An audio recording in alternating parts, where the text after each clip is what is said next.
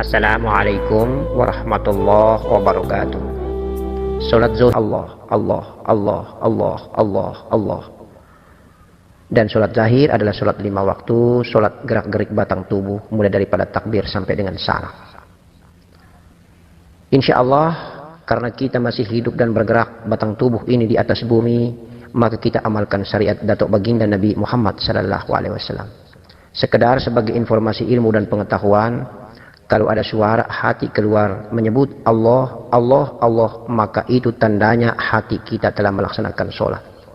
Dan kalau nafas ini keluar masuk selalu berzikir hu Allahu, Allahu, Allah, maka insya Allah nafas kita telah melaksanakan sholat. Itu maknanya. Kemudian zikir ini ada zikir tubuh la ilaha illallah, zikir hati Allah, zikir nafas hu Allah, kemudian zikir rahasia ah. Mengapa ada perbedaan-perbedaan zikir ini? Sebenarnya tidak beda. Tumpuan awalnya itu adalah zikir tubuh la ilaha illallah. Karena zikir tubuh la ilaha illallah sudah tenggelam di dalam rasa, maka dia berubah, tinggal hanya Allah, Allah, Allah. Karena zikir hati ini sudah tenggelam di dalam nur Muhammad, maka insya Allah yang ada hanyalah zikir nafas hu Allah, hu. Hilang Allahnya, yang ada hanya hu. Dan semakin larut tenggelam zikir hu ini, maka hilang zikir hu, yang ada hanya ah. Berpindahnya dari zikir yang satu ke zikir yang lain ketika kita berzikir, itu menunjukkan bahwa terjadinya peralihan, tenggelamnya zikir yang satu, muncul zikir yang baru. Tenggelam zikir yang satu, muncul zikir yang baru. Efek daripada akhir penyebutan zikir itu karena nikmatnya rasa.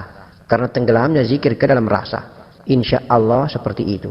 Ah yang dimaksud bukan kof ha, alif kof ha, tetapi alif ha, ah. Dan selanjutnya kalau muncul zikir a, i, u, ah, hu, ah, huwa, ha. Insya Allah biarkan saja dia berjalan, karena khusyuk dan konsentrasi kita semata-mata kita serahkan kepada Allah. Itu hanya merupakan lantaran dan sarana. Tidak perlu kita kaji ketika zikir itu berjalan. Tidak perlu kita analisa ketika zikir itu berjalan. Biarkanlah zikir itu sebagai penghantar kendaraan kita terbaik untuk menuju ke hadirat Allah Subhanahu wa Ta'ala. Maka akan muncul sebuah daya, kekuatan ghaibiyah yang kita sadari akan datang dengan sendirinya. Itulah warid. Itulah ilham hidayah dari Allah Subhanahu wa Ta'ala yang biasa disebut dengan mauna, karomah, laduni. Insya Allah, maka berarti menunjukkan bahwa zikir kita telah tenggelam dan Allah sudah menggenggamnya. Maka menunjukkan bahwa jiwa kita telah digenggam oleh zat Allah Subhanahu wa Ta'ala. Dan selanjutnya wallahu a'lam bishawab, kita serahkan saja kepada Allah. Maka Allah akan mengangkat hijab dan kita diberikan kasaf. Kita akan menyaksikan, bermusyahadah bagaimana indahnya perjalanan mi'raj daripada jiwa kita, daripada nafas kita ketika kita berzikir. Ayahanda, bunda-bundaku dan anandaku yang dicintai Allah, dirahmati Allah. Perhatikan baik-baik posisi letak duduk nafas ketika masuk. Ketika kita belajar mengenal diri, maka kita berbaiat dengan mursyid.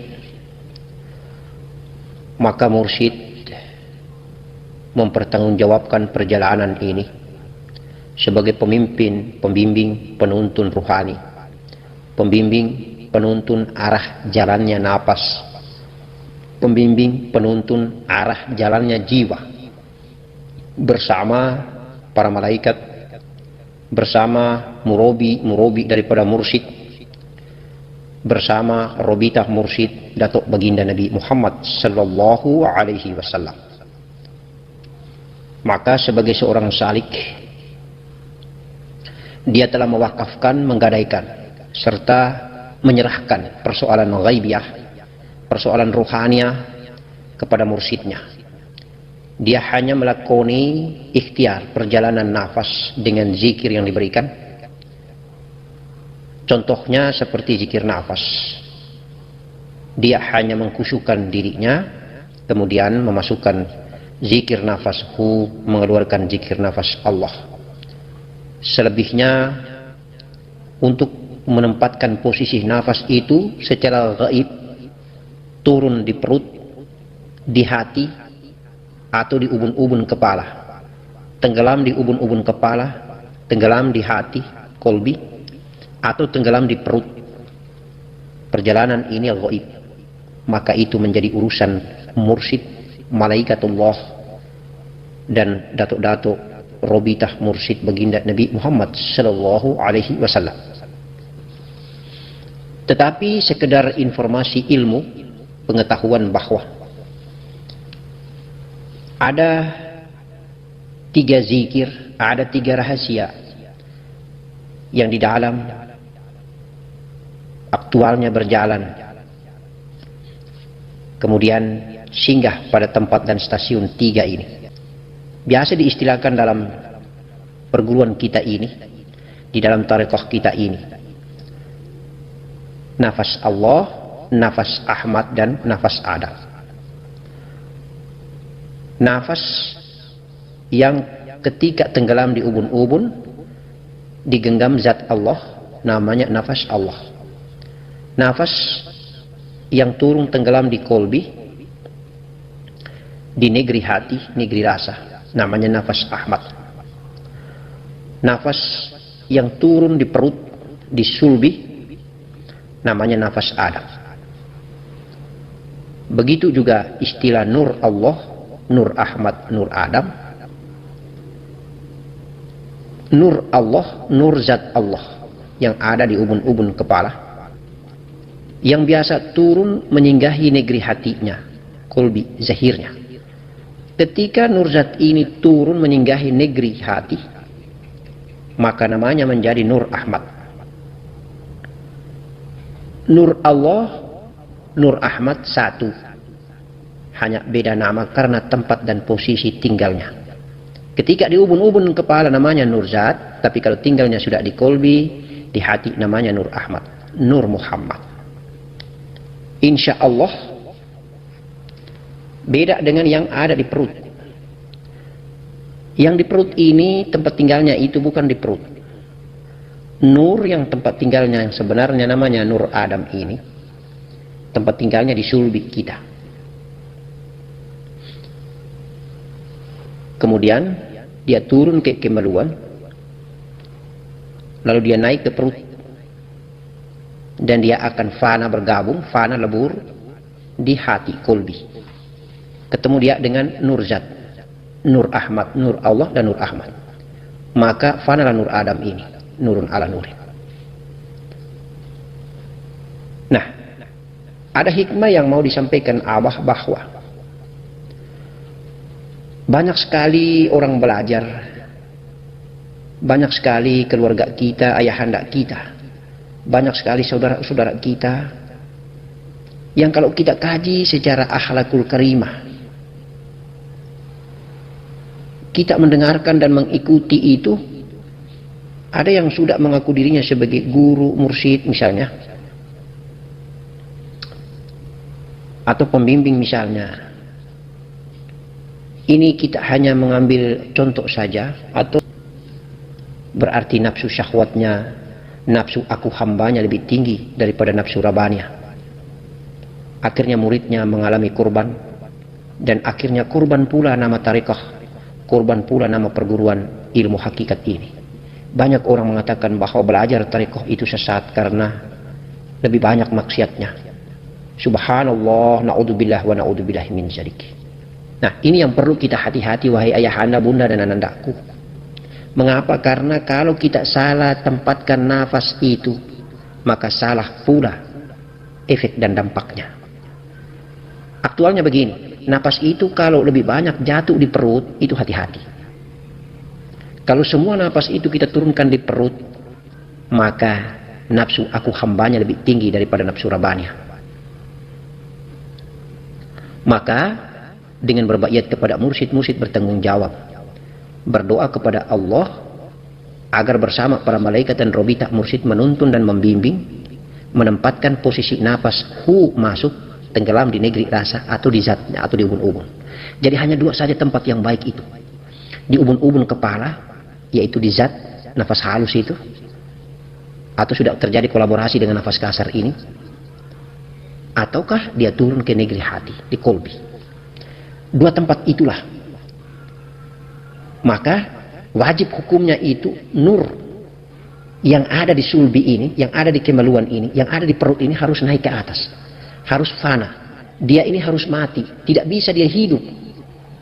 Kalau kita turunkan napas kita ini semua kumpul di perut, maka nur yang ada di Adam ini hidup.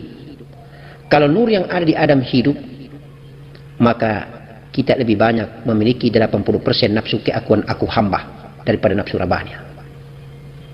Sedikit sekali nafsu rabania itu.